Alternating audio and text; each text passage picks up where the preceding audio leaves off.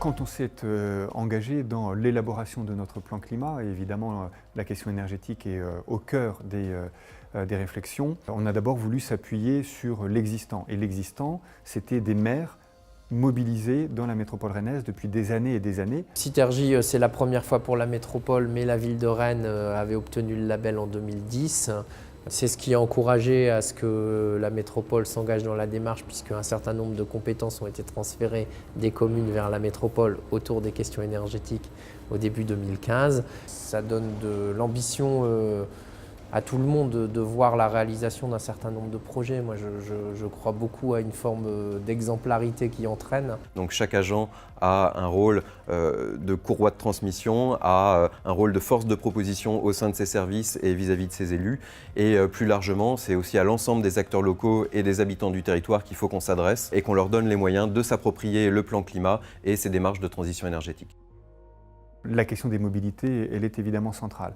On a un réseau de transport très dense, avec une première ligne de métro, une deuxième dans un peu moins de 2 ans, et puis une offre de bus extrêmement forte, extrêmement puissante.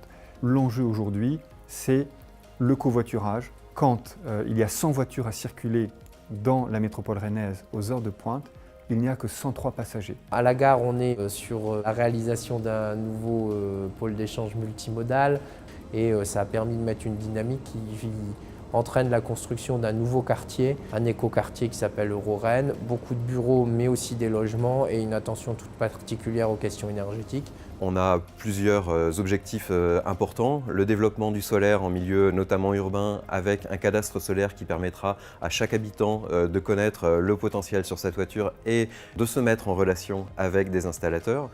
On a bien entendu l'exemplarité de la collectivité. On lance une grande étude de potentiel sur l'ensemble de notre patrimoine et de nos équipements techniques.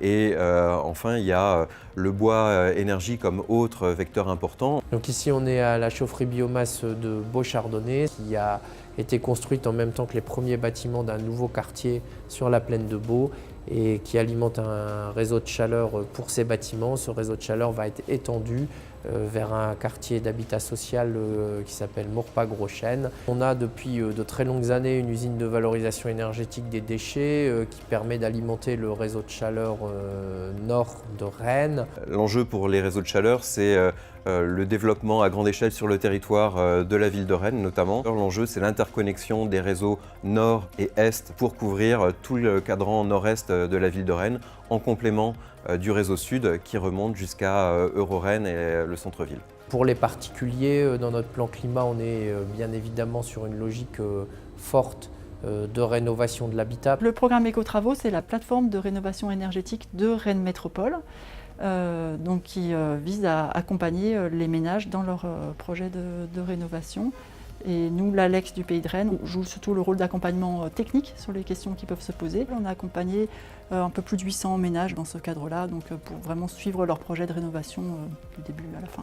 Par ailleurs, on a depuis longtemps un gros programme de rénovation des logements sociaux avec un souhait de performance énergétique dans les logements après rénovation.